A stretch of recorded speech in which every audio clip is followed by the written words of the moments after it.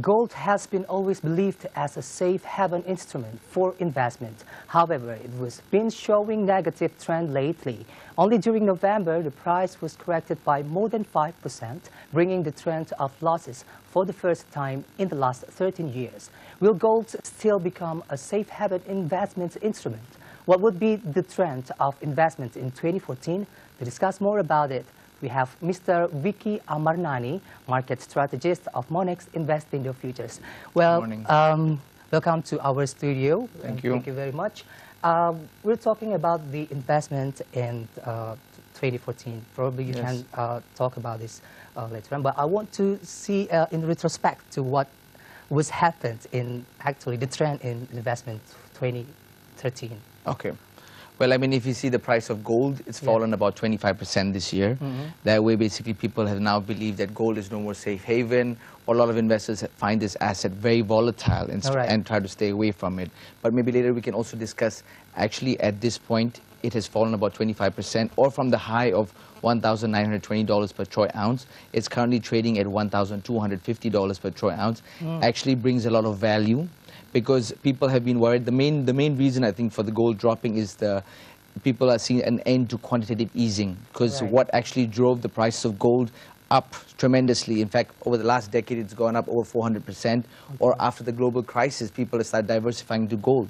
Gold has gone up from the range of $680 per troy ounce during the crisis time, all the way at 3 times more, up to $1,900. But any asset that goes up very sharply, a correction could also be sharp, and that's what has happened with gold. And also because the QE is slowly going to finish. QE by meaning quantitative easing 3. Which is they're going to probably stop the stimulus, stop the bond buying program, and that's going to basically be positive for the dollar, automatically negative for gold. What actually the factors that drive the fluctuation in gold here? Okay, the first reason is US dollar. Every time we see a strength in dollar, because the gold international price is quoted in terms of US dollar, every time there is some strength in dollar, that brings a weakness in gold. What has brought the strength in US dollar is basically stronger data from US, the QE3 coming to an end. People see rates may start beginning to rise by 2016, although it may be slowly and progressively. That's why actually all these factors, and also the slowdown from China. China's GDP from maybe 12–13% a few years ago, quarter by quarter, has been reducing down to 7.6%. So the demand for commodities has also been reducing. Although from China, jewelry demand has been picking up a lot from the middle class to the lower class. That's a positive for China. But overall, the demand has been decreasing, and it has brought another drop. Another interesting point for the drop of gold is from the 100% demand for gold, 40% is from investment. And investment in gold has dropped 63% compared to last year. So that has brought the biggest drop. But in order, I mean, I see a lot of other banks now forecasting gold going to 900, 1,000, something even 700. According to me, that is too extreme, because all the selling that has been done over the physical golds, all the investment that's been held, has actually taken place about QE3 ending, about tapering. All this is actually already priced into the price. And maybe for the time being, in terms of outlook, we will see gold range bound between $1,150 to $1,450 for some time, maybe for some months. But eventually, once the investment starts picking up again, even the dollar economy is not going to go booming smoothly up. We're going to see some hiccups in the dollar economy as well. And we're going to see a nice pickup in gold. So for people who are looking to invest in gold, to buy physical gold is not a bad time now. It's a good correction. But you have to understand, when you buy gold, physical gold, it is for long term. It is for about 2 to 3 years or longer. So you can say that it is still a safe haven instrument? No, I wouldn't say it's a safe haven instrument, but once the Europe problems, the Middle East problems, oil tensions come up, commodity price start picking up, that will be supportive for gold. But what I'm trying to say now here is that there is value at gold at $1,250, because the drop from 1,900 to 1,250 has been very extreme. That's the thing with market. I mean, it's not only supply and demand what drives the market, it's also speculation. And what I see has caused gold to drop so much is the speculation of tapering, positive US data, slowing China economy, and that's basically brought gold to such levels. And in fact, there's a saying, the best investments are not done during the best times. So in fact, this is the time to be entering gold. From a trader's point of view, if you day trade or do like weekly trades, I would take advantage of trading the range on gold between 1,150 to 1,450. If gold trades up towards 1,400 level, those are great sell levels. If gold trades where it is now, even at 1,250, under 1,250, I see strong physical buying from central banks as well. So that is good levels to buy. So traders can trade the range. For physical buyers, I mean, you only have the choice to buy. You can start buying some now. Don't buy all over here. Let's say buy 20, 30% now. Yes. If it goes up, well and good. If it gives you another opportunity, you can add to your position. Because when you buy physical gold, it's more long-term buying. It's you buy the asset fully 100% on no margin, so you do not have to worry about it. All right. Looking at what was happened in the United States this year, many big cities get affected by the U.S. Conditions at Of this course, moment. including Indonesia. Yeah. Yes, and the price of investment commodities also get affected. Yeah. And what do you think about the effects to the trend of investments as globally? Okay. So globally, basically, we can see growth is slowly improving. Even IMF's forecast for year 2013 is at around 3.6 to 3.7%. For 2015, goes close to 4%. Slowly, gradually, some improvement, especially from the emerging markets. There's been good pickup from even though it's slow, but from US, Europe, slowly coming out of mild recession from negative to just neutral or slight positive GDP from the Eurozone as well. So that is good. I mean, that's why we can see with stocks, US stocks have gone up 27% this year. European stocks have done even better, over 30%, and have broken new record highs, both for US and European stocks. A lot of people think now it's not a good time to be buying stocks, but if you see in terms of value, there still is value in stocks. But yes, with the QE3 ending, you could probably wait for corrections. Okay. When I say corrections on developed markets, 3 to 5% corrections on US and European markets are attractive. Right, we're going to talk about the challenge in 2014. Sure. Right. More of discussion is coming up next. Stay tuned.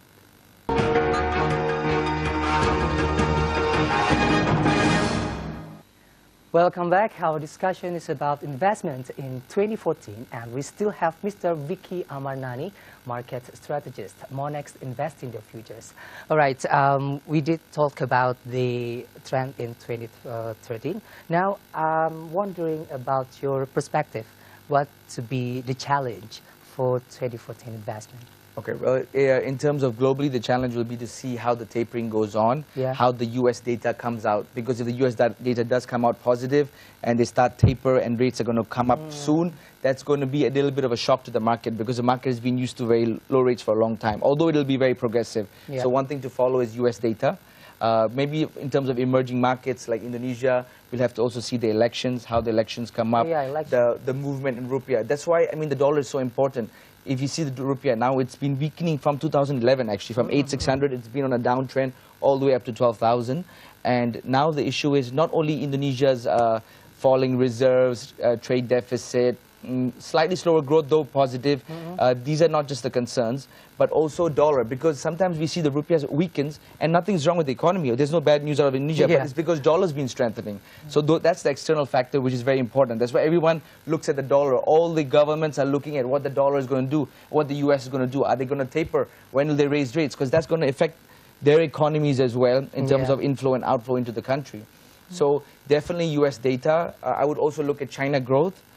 Europe is still an interesting sector which still has value. They're slowly coming out of a mild recession, but you still have to bear in mind that Europe's debt problems are still big and they're not going away. So if I would look to enter Europe, I would buy them on corrections.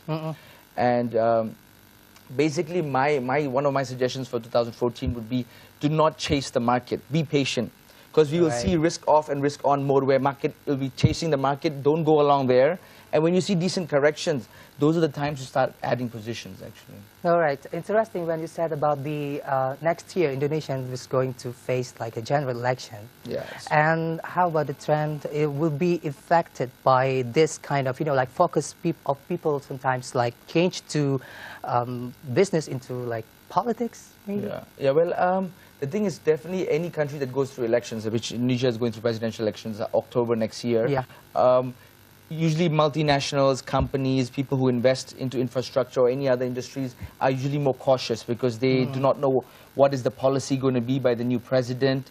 They're also worried about the rupiah fluctuation because every time it approaches election, the currency tends to weaken. Certain changes, currency fluctuation, that's another risk as well. With the dollar movement, they can see, and rupiah now is very volatile at the moment. So even people who invest into stocks, for example, more than 50% of the local stock is invested by foreigners.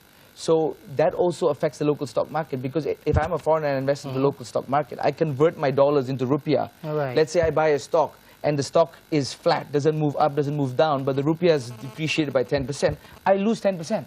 Okay. So, you know, sometimes even though the stock may not do bad or actually may do well, I may still lose money because the rupiah may weaken. And my outlook for the rupiah is, for the time being, over the next 6 months, we may see very little strength in the rupiah, maybe from 12,000 to 11,500.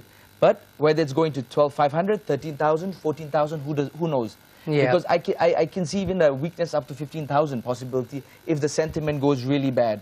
So my suggestion also is, do not keep all your assets in rupiah, diversify to US dollar. Another interesting thing is also how I see value in US dollars. I look at the dollar index.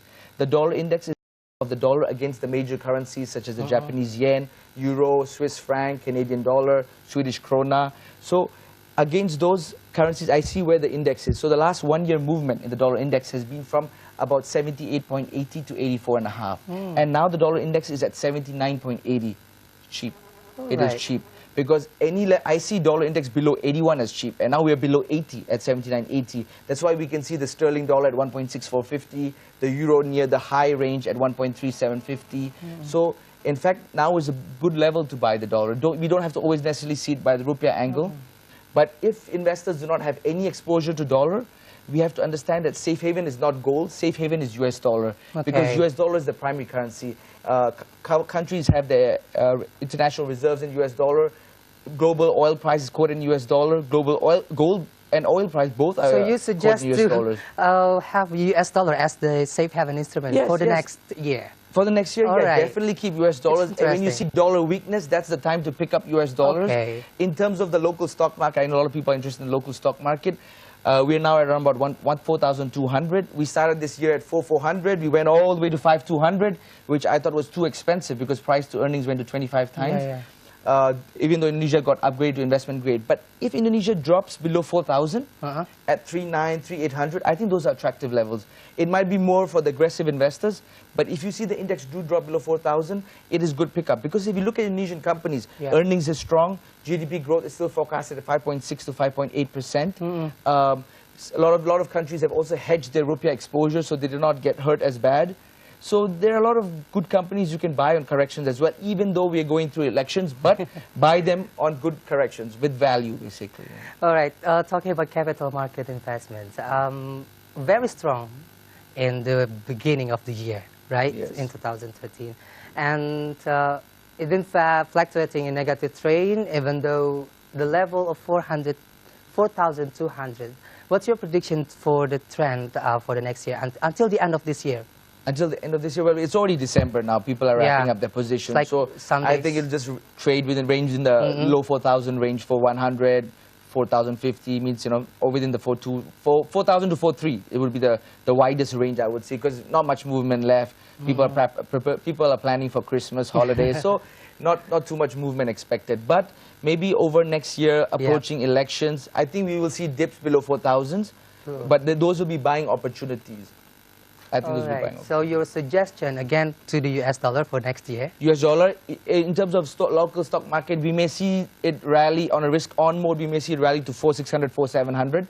But even if you invest in the stock market, you buy on good corrections, on profits of 3%, 4%, exit. Do not hold your position for too long because, you know, elections are coming up and there's too much volatility to face, especially with Indonesia and the rupiah going 12,000. The gold? Gold, another interesting point on gold is big companies like Gold Corp.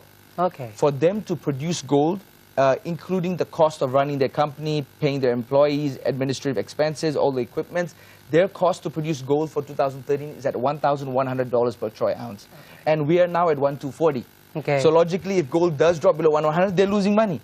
And these are the big gold producers. If you talk about smaller gold producers, their cost is even higher. So from that angle, it's a very attractive entry point as well. But the difference is, to produce gold, to take out the gold, the cost is $569 per troy ounce. But to actually run the company, pay the expense, of course, you're in a business. To run everything with all the cost of machinery, equipment, it comes to $1,100. All right, thank you very much, Mr. Vicky, My for the pleasure. nice discussion today. Thank you. Good luck for you. Thank you. That was Mr. Vicky Amarnani, market strategist, Monex, Investing the Futures, talking about investments in 2014. And that was also wrap up today's Revenues International. We'll be back tomorrow, same time, same channel, only on MNC Business Channel, the first business channel in Indonesia. You can follow our Twitter at Revin_MNCB. I'm Roni Satria signing off. Thank you for watching and have a good day.